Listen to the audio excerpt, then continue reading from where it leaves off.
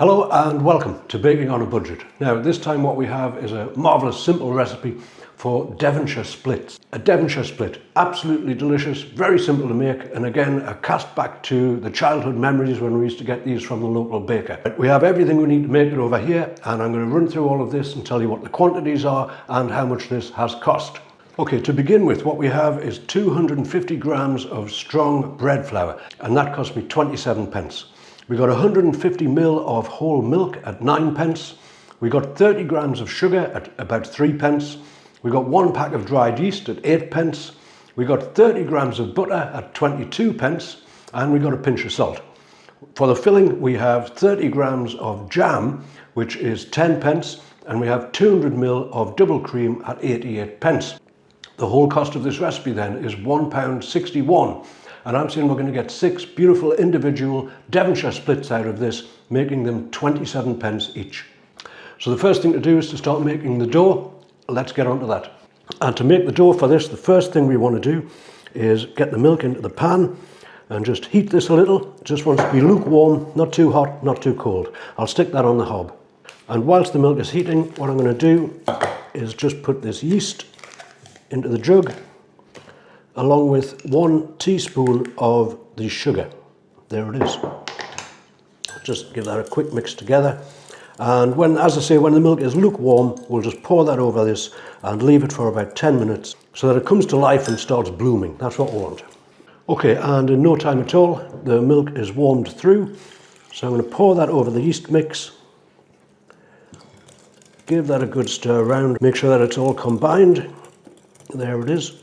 Now I'm just going to cover that and leave it for 10 minutes, just until it starts to froth on the top.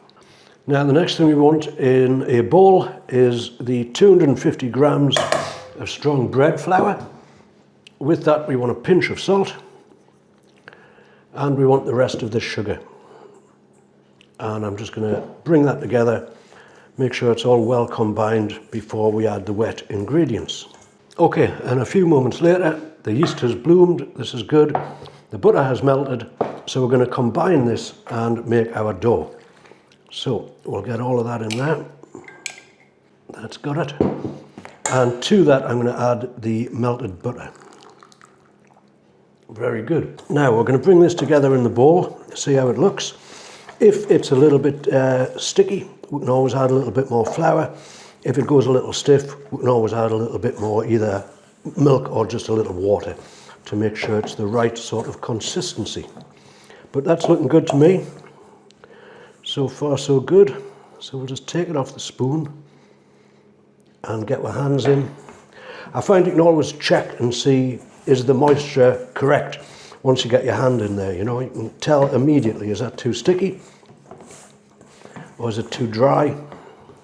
And that to me looks absolutely fine. You're going to need a little bit of flour on the board, but that dough is looking good. So I'm going to turn that out onto the board. I'm going to get a little bit of flour, just to dust the board with and to dust the dough with, and my hands. And what I'm going to do is now knead this for a full 10 minutes. And I'll come back when that's done. Okay, and after 10 minutes of kneading, that dough is nice and soft and pliable. That's what we want. And I'm going to I've got a drizzle of oil in the bottom of the bowl here. I'm just going to coat the bowl with it, put the dough in, cover it with a tea towel, and I'm going to put it in a warm place for about 1 hour, which is going to be the oven with just the light on. So we'll be back in an hour and we'll see how this is done. Okay, and about an hour later, the dough has doubled in size. That's looking very good. What I'm going to do is just knock the air out of this, any built up gases, etc. And now I'm going to form this into a ball, and I'm going to cut it into 6 more or less equal parts. I say more or less. You could weigh this if you wanted to. That different sizes doesn't really bother me that much. So what I'll do is get it like that.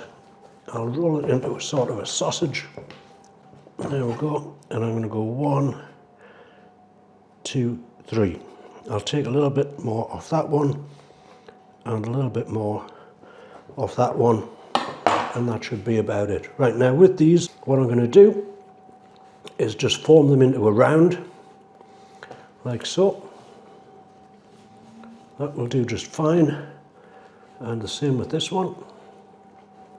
And the same with this one. I'm going to do this with all of them until I have 6 of these rounds, and then they will be more or less ready. Okay, so I haven't done the 6 of those. What I'm going to do is just pop 3 of them on this baking tray.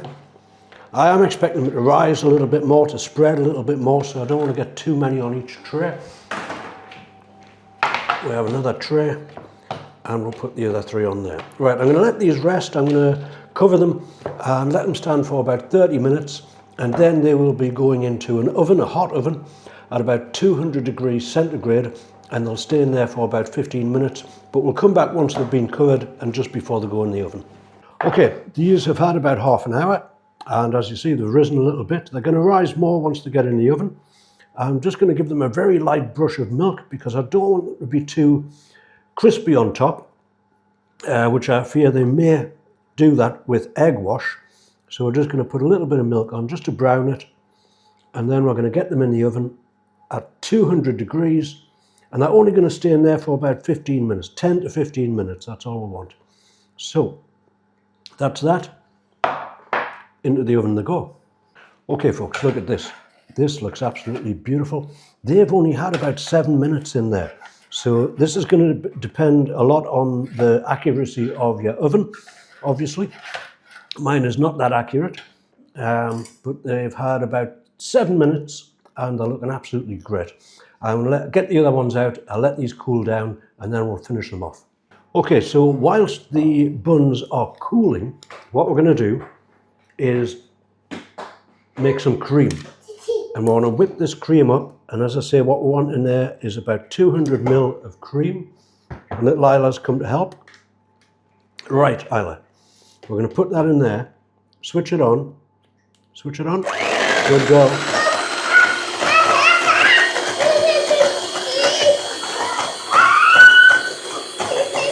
Switch it back off, and we're going to continue that until we have stiff peaks, and then we'll be back. It's getting there to stiff peaks right now, so we're going to call that an absolute done. Jolly good. Would you like to try some cream? Any good? Yeah. Now that we've got the cream done, it's going to go into this piping bag. Might have overdone it a little bit with the cream here, but it's never going to go to waste. That's for sure. We'll just curl that back up on itself. And there's that. Now I'm saying I think that's going to be enough. I've still got a little bit left in the jug. Should I need it, we'll just refill this. All right, now what I'm going to do is just prepare one of these and show you what I'm going to do with them, and then I'm going to eat it.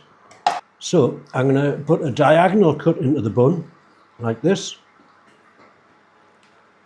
and just leave like a little hinge on the back. Then I'm going to get some of this marvellous strawberry jam and spread that in there. Absolutely delicious. And then last but not least, we're going to take the cream and I'm going to give that a good dollop of cream in there. That is looking good. Just push that bit back in. Right, we'll close the lid on that.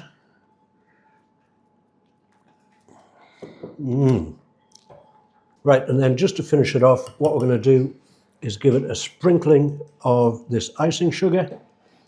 And what I'm saying is that is one marvellous Devonshire split. This is a Devonshire split. As I say, there was a bakery around here called Carrick's that used to do these a while ago, but they did huge, like a loaf, cut down the middle with the cream in. And the idea was you'd just take a slice off. But with these individual ones, I'm just going to tear into it and tell you how it tastes. Right, we've got a little piece of the dough, some of the cream on. Ah, that's just how I remember them. That is absolutely delicious, folks.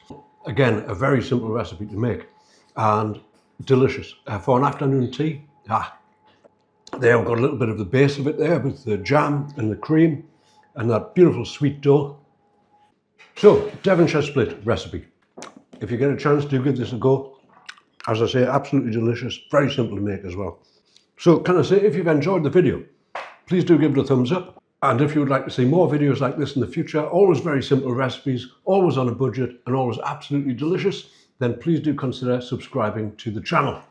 In the meantime, it's not going to take me long to finish off the rest of this Devonshire split. And as always, I thank you very much for watching. That is marvellous.